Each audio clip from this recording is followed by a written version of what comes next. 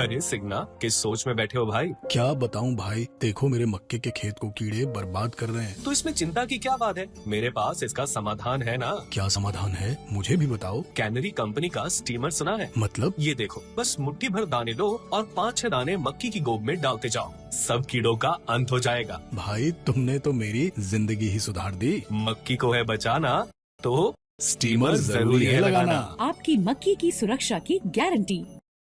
Steamer. पन्ना प्रमुख रतिया सम्मेलन। रतिया में भारतीय जनता पार्टी का पन्ना प्रमुख सम्मेलन रतिया में रतिया विधानसभा के 3700 पन्ना प्रमुख इस सम्मेलन में पहुंचे। इस सम्मेलन में भाजपा प्रदेश अध्यक्ष ओम प्रकाश धनखड़, सिरसा लोकसभा क्षेत्र की सांसद सुनीता दुग्गल, हरियाणा के बीजेपी पूर्व प्रदेश अध्यक्ष सुभाष बराला, फतेहाबाद के विधायक दूडा राम, रतिया विधायक लक्ष्मण दास, नापा के अलावा अन्य कई नेता ने इस कार्यक्रम में शिरकत की। इस मौके पर सभी नेताओं ने पन्ना प्रमुख को 2024 के लोकसभा में विधानसभा चुनावों के लिए कमर कसने के लिए आह्वान किया। 2024 के लोकसभा में विधानसभा चुनावों को लेकर भारतीय जनता पार्टी ने पूरी तरह कमर कस ली है। इसको लेकर Bharatiya Janata party booth level के पन्ना प्रमुख तक मजबूत करने में जुटी हुई है। रतिया में आज भारतीय जनता पार्टी का पन्ना प्रमुख सम्मेलन करवाया गया। इस पन्ना प्रमुख सम्मेलन में हजारों की संख्या में पन्ना प्रमुख पहुंचे।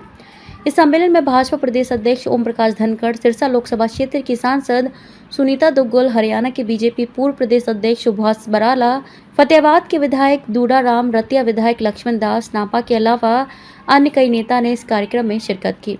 इस मौके पर पार्टी प्रदेश अध्यक्ष ओम प्रकाश धनखड़ व सभी नेताओं ने पन्ना प्रमुखों को 2024 के लोकसभा व विधानसभा चुनावों के लिए कमर कसने का आह्वान किया और कहा कि जनता के बीच जाकर पार्टी की नीतियों को बताएं। उन्होंने कहा कि एक पन्ना प्रमुख भले ही छोटा नाम हो, मगर पार्टी में जुड़ने के बाद वह बहुत बड़े पद पर पहुंच जाता है, जिसका उदाहरण देश के गृह मंत्री अमित शाह। उन्होंने कहा कि अमित शाह जी भी शुरू में पन्ना प्रमुख थे, उसके बाद राष्ट्रीय अध्यक्ष और आज देश के गृह मंत्री हैं। वहीं मीडिया से बातचीत करते हुए बीजेपी प्रदेश अध्यक्ष ओम प्रकाश धनखड़ व सांसद सुनीता दुग्गल व सुभाष बराला ने बताया कि कांग्रेस पार्टी अभी तक हरियाणा में पार्टी पदाधिकारी नहीं बना सकी, जबकि भाजपा बूथ लेवल तक पन्ना प्रमुख नियुक्त किए हुए हैं और जो कड़ी दर कड़ी लोगों को पार्टी से जोड़ने का काम कर रहे हैं और बधाई के पात्र हैं। उन्होंने कहा कि देश के प्रधानमंत्री ने आज रेलवे स्टेशनों को लेकर देश को बहुत बड़ा एक उपहार दिया है।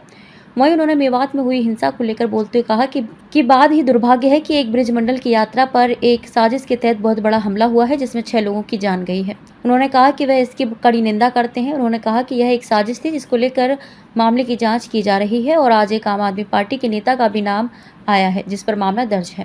उन्होंने कहा कि कांग्रेस पार्टी के भी सोशल मीडिया पर इस बारे में कोई एक्टिविटी नजर आ रही है, जिसकी जांच की जा रही है। उन्होंने कहा कि मामले की पूरी जांच की जा रही है, किसी भी दोषी को बख्शा नहीं जाएगा। उन्होंने कहा कि लोग अफवाहों पर ध्यान न दें, सरकार इसके ऊपर जांच करके जल्द ही आरोपियों पर कार्रवाई करेगी।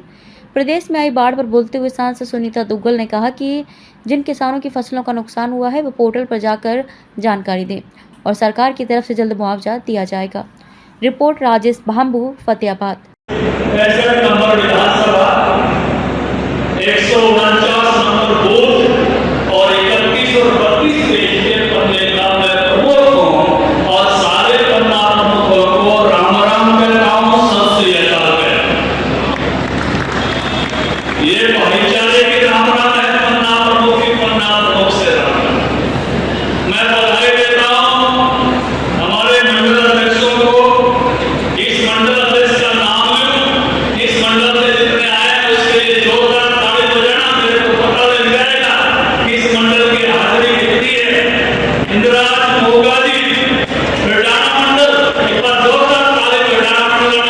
इस मौके पर उपस्थित सुनीता दुग्गल जी आज सिरसा के स्टेशन पर कितने रुपये लगवा दिए?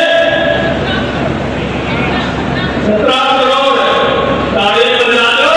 आज मोदी जी ने 15 रेलवे स्टेशन के लिए हवाई अड्डे जैसे बनाने के लिए 607 करोड़ 80 लाख रुपए जो है हरियाणा को दिए। जब आप सिरसा से रेल में बैठ कर जाओगे तो हिसार का स्टेशन भी आपको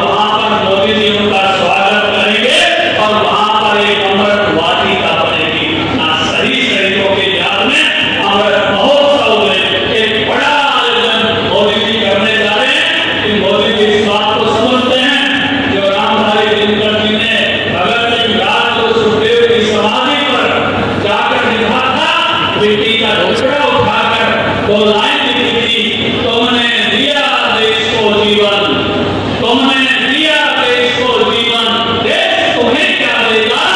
अपनी आंख पेश करने को नाम तुम्हारा देगा, नाम तुम्हारा देगा। ऐसे वीरों को याद करने का काम इस 15 अगस्त पर मोदी जी कर रहे हैं। और बड़ा काम जो है इसके माध्यम से और असली जो रेल मंत्री किया है उसने बताई।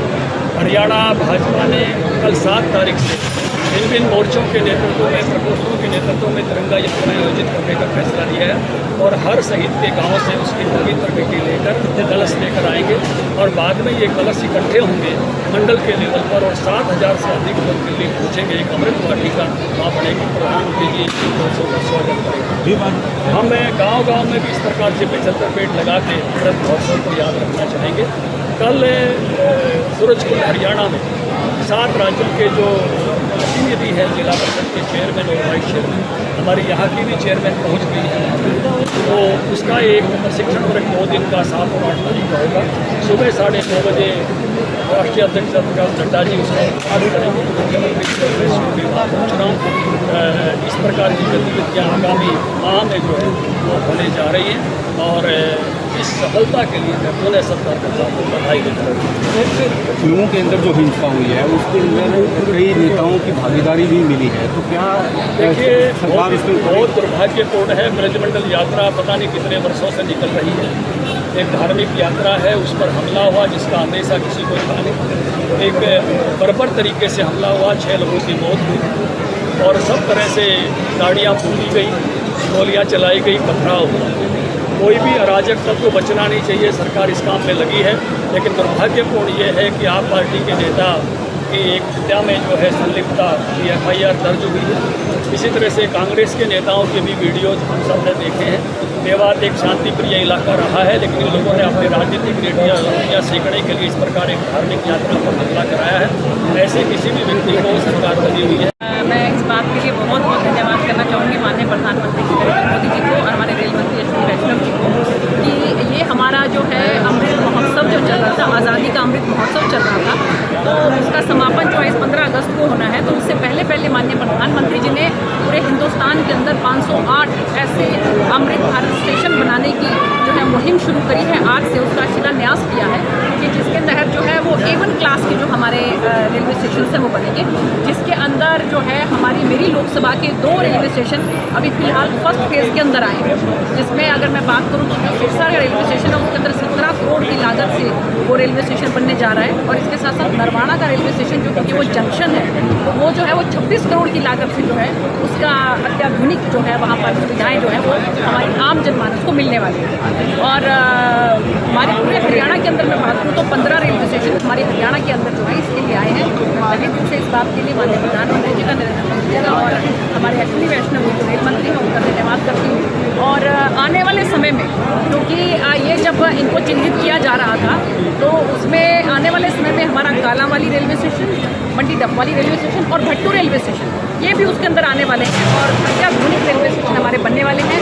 और हमारे लोकसभा में रेलवे का आवागमन जो है वो बहुत तीव्र गति से बढ़ने वाला है। तो रतिया फतेहाबाद और अग्रवा को जोड़ने के लिए काफ़ी समय से बात चल रही है। मैंने देखिए क्योंकि अगर कोई रेलवे स्टेशन अगर अत्याधुनिक बनेगा तो उसके बाद ही उसमें और ज़्यादा जो है रेल जो है उनका आवागमन बढ़ेगा, ये आप समझते होंगे। और दूसरा इसके अलावा मैं अगर आपको बताऊं कि समय समय पर माननीय रेल मंत्री जी से मैं मुलाकात करके इसके बारे में अवगत करवाती रहती हूँ और मैंने 3 नई रेलवे लाइन के लिए उनको आग्रह किया। नंबर 1 ऐलनाबाद से लेकर सिरसा तक, नंबर 2 उपलाना से लेकर नरवाना तक और नंबर 3 हिसार से लेकर अग्रोहा से होते हुए फतेहाबाद तक।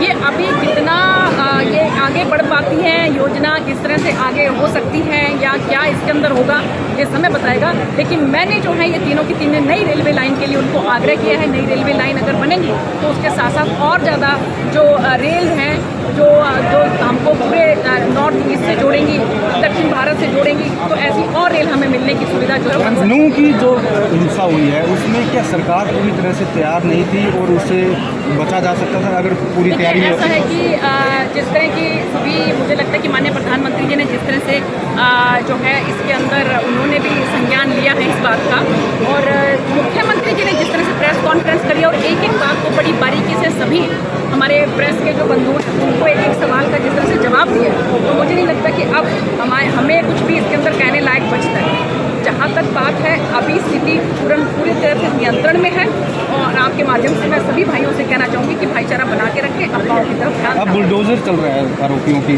देखिए, ऐसा है कि वो एक कार्रवाई होती है कि अगर किसी तरह का कोई अवैध किसी ने कोई निर्माण किया हुआ है तो वो चाहे कोई भी क्यों ना हो, तो उसके ऊपर तो कार्रवाई सरकार को करनी ही चाहिए। मैम, जो रतिया हल्का है वो सिरसा सांसद सीट के हिसाब से आता है और यहाँ पे बाढ़ ग्रस्त के दौरान काफ़ी नुकसान हुआ है, तो किसानों के लिए क्या मुआवजा दिया जाएगा? बिल्कुल मुआवजा दिया जाएगा। क्षतिपूर्ति पोर्टल के अंदर मैंने बार बार आप लोगों के माध्यम से फिर से कहती हूँ कि क्षतिपूर्ति पोर्टल के अंदर अपना आपका सुई तक का भी अगर किसी का नुकसान इस बाढ़ की वजह से हुआ तो अपना डालना चाहिए। माननीय मुख्यमंत्री जी ने यह स्पष्ट किया है और विश्वास दिलाया है कि सरकार की तरफ से उनको उचित मुआवजा दिया जाएगा सर्वेक्षण के बाद, समीक्षा करने के बाद। बाढ़ का पानी अभी भी कई दर्जन गाँव बहुत में सी मोटर चल रही है। हम भी आते हुए अभी प्रदेश अध्यक्ष जी और हम भी अभी आके जो है रास्ते में देख रहे हैं कि बड़ा हमें इस बात की तकलीफ है,